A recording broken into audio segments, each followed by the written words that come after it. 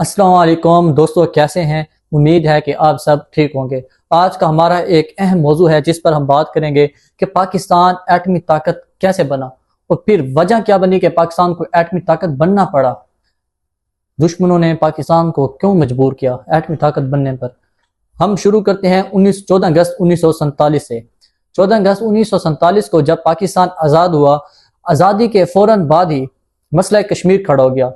آزادی کے تقریباً 2 ماہ بعد پہلی پاک بھارت جنگ ہوئی کشمیر کے اوپر۔ اس دوران پاکستانی قبائلی لوگوں نے، پاکستانی فوج نے عمدہ بہادری کا مظاہرہ کیا اور 35% تک کا ایریا کشمیر کا آزاد کروا لیا۔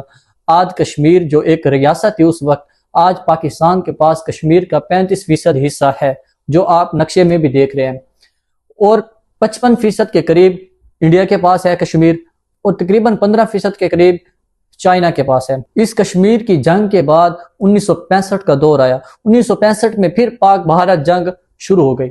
اس جنگ میں بھی پاکستان نے بہت بہادری دکھائی اور 1 انچ تک کا ایریا انڈیا کے قبضے میں نہ جانے دیا۔ جس دن آزاد ہوا اس دن وعدہ کیا کشمیر کا حق بھی ہم لیں گے۔ 1965 میں جو بڑا واپس نہ جا سکا، کیونکہ ہم وطن کی مٹی پہ سمجھوتا نہیں کرتے۔ دوستو، پھر سال آتا ہے 1971 کا۔ اس دوران انڈیا نے براہ راست بنگال میں، صوبہ بنگال میں مداخلت کی اور پاکستان کو 2 حصوں میں تقسیم کر دیا، یعنی بنگلہ دیش ایک آزاد ملک ابھر کر آیا۔ یہ وہ دور تھا جو پاکستان بہت مشکلات سے گزر رہا تھا اور یہ پاکستان کے لیے انتہائی بڑا صدمہ تھا۔ اس دوران ذوالفقار علی بھٹو نے یہ نعرہ لگایا کہ اب ہم گھاس کھا لیں گے لیکن ایٹم بم ضرور بنائیں گے، اپنی حفاظت کے لیے، اپنی بقا کے لیے۔ پاکستان نے کبھی ایٹمی طاقت بننے کا نہیں سوچا تھا۔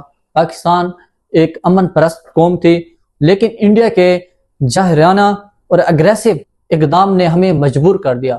پھر 1974 کا دور آیا تو انڈیا نے ایٹمی طاقت بننے کا اعلان کر دیا۔ انڈیا نے دھماکے کیے اور اس وقت پاکستان کو محسوس ہوا کہ اب اگر ہمیں اپنی بقا کی، اپنی عزت اور اگر ہمیں زندہ رہنا ہے تو پھر ہمیں بھی ایٹمی طاقت بننا چاہیے۔ انڈیا کے 1974 کے دھماکوں کے بعد پاکستان نے فوری طور پر اپنا نیوکلیئر پروگرام شروع کر دیا۔ بہت سے سائنسدانوں نے خفیہ طور پر کام جاری رکھا، لیکن سب سے بڑی پیش رفت اس وقت ہوئی جب ڈاکٹر عبدالقدیر خان ملک واپس آئے۔ وہ اس وقت یورپ میں یورینیم افزودگی کی ٹیکنالوجی کے ماہر تھے۔ ڈاکٹر عبدالقدیر نے کمپیوٹر میں ایک ایسی لیبارٹری تیار کی جہاں یورینیم کی افزودگی کا کام شروع کیا۔ دوستو، یہ سفر آسان بالکل نہیں تھا۔ پاکستان پر بہت سی پابندیاں لگائی۔ امریکہ، یورپ، برطانیہ وغیرہ نے بہت سی پاکستان پر پابندی لگائی، لیکن پاکستانی سائنسدانوں نے اپنا کام جاری رکھا۔ پاکستانی سائنسدان اور پاک فوج نے سب کچھ برداشت کیا، لیکن اپنی آزادی پر ایک آنچ نہ آنے دی۔ نہ مدد ملی، نہ راستے کھلے، ہر طرف اندھیرے تھے، پر قوم جاگ رہی تھی۔ جذبہ زندہ تھا، خواب روشن تھے۔ بھٹو نے جو کہا ہم نے کر کے دکھایا۔ یہ پاکستان ہے، یہاں غیرت جھکنے نہیں دیتی۔ پھر سال آیا 1998۔ اس دوران پاکستان ایٹمی طاقت بن چکا تھا۔ اس وقت مئی میں انڈیا نے 5 دھماکے پھر کر دیے، یعنی پہلے 1974 میں کیے اور پھر 1998 میں پھر 5 دھماکے کر دیے۔ اس وقت پوری دنیا کو یہ معلوم تھا کہ پاکستان بھی بن چکا ہے۔ پوری دنیا نے دباؤ ڈالا پاکستان پر، بھائی آپ جواب نہ دیں، لیکن پاکستانی فوج، پاکستانی عوام، پاکستانی سیاستدان کا صرف ایک ہی نعرہ تھا، ہم غیرت مند قوم ہیں، ہم جواب ضرور دیں گے۔ انڈیا کے دھماکوں کے کچھ ہی عرصے بعد پاکستان نے نیوکلیئر ٹیسٹ کیا۔ چاغی کے پہاڑ جو بلوچستان میں واقع ہیں لرز اٹھے۔ پاکستان نے ان کے 5 دھماکوں کے جواب میں 6 دھماکے کیے، یعنی نیوکلیئر ٹیسٹ کیے، پہاڑوں کے اوپر کیے، اور یہ بہت بڑی فتح تھی پاکستان کے لیے، امت مسلمہ کے لیے۔ 57 اسلامی ممالک میں اکلوتی ایٹمی طاقت اس وقت پاکستان بن چکا تھا۔ امت مسلمہ خوشی سے جھوم رہی تھی۔ ہم نے سب کچھ سہا، ہر قربانی قبول کی۔ پھر وہ دن آیا جب پہاڑوں نے گواہی دی۔ چاغی کے پہاڑوں کی مٹی نے چیخ کر کہا پاکستان اب ناقابل تسخیر ہے۔ 1998 سے پہلے بھارت خطے میں خود کو سب سے زیادہ طاقتور سمجھتا تھا، لیکن جب پاکستان نے ایٹمی طاقت حاصل کر لی تو برابری قائم ہو گئی۔ اب بھارت یہ جان گیا کہ اگر وہ حملہ کرے گا تو جواب ایسا ہوگا جس سے دونوں طرف تباہی ہو گئی، کیونکہ پاکستان نے اپنی ڈاکٹرائن بھی ایسی بنائی ہے کہ اگر بھارت ہم پر اٹیک کرے گا ہم نیوکلیئر ویپنز یوز کریں گے۔ یعنی اب بھارت ہمیں دھمکا نہیں سکتا اور نہ ہی ہم پر حملہ کر سکتا ہے۔ دوستو، پاکستان کے ایٹمی طاقت بننے کے فوراً بعد خانہ کعبہ میں پاکستان کے لیے خصوصی دعا کی گئی۔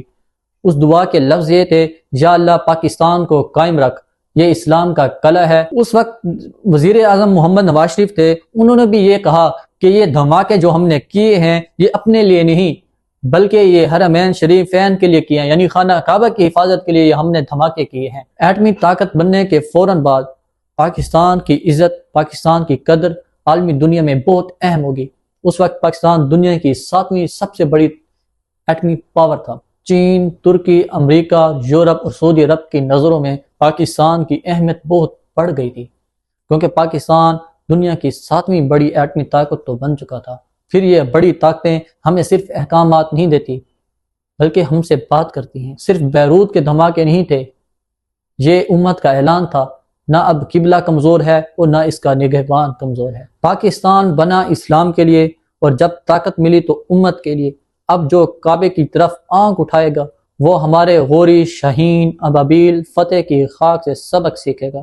تاریخ گواہ ہے، پاکستان ایٹمی طاقت بنا، دنیا کے علماؤں نے کہا اب ہمیں کسی اسرائیلی یا بھارتی باطل قوت کا خوف نہیں، کیونکہ ہمارے ساتھ پاکستان جیسی ایٹمی قوت کھڑی ہے۔ پاکستان کا جھنڈا بلوچستان کے جاغی کے پہاڑوں پر جب لہرایا گیا تو عربوں نے کہا الحمدللہ ہمارا بھائی جاگ اٹھا ہے، اور انڈیا صرف ایک ہی بات کر رہا تھا کہ ہم نے حساب میں غلطی کی ہے۔ کسی بھی ملک کے لیے ایٹمی قوت بننا ایک گیم چینجر ہتھیار ہوتا ہے، وہ تقریباً بہت سے خطرات سے بچ جاتا ہے، جیسے آج ایران اور عرب دنیا کے اوپر بار بار اٹیک ہو رہے ہیں، وہ کوئی رسپانس نہیں کر سکتے، لیکن ہمارا جس قوت سے مقابلہ ہے وہ بھارت ہے، ہم سے 7 گنا بڑا ہے، ان کی اکانومی ہم سے 14 سے 15 گنا بڑی ہے، ان کی آبادی ہم سے 7-8 گنا بڑی ہے، لیکن پھر بھی پاکستان نے ٹکر مقابلے کی دی ہوئی ہے صرف ایٹمی طاقت کی قوت پر۔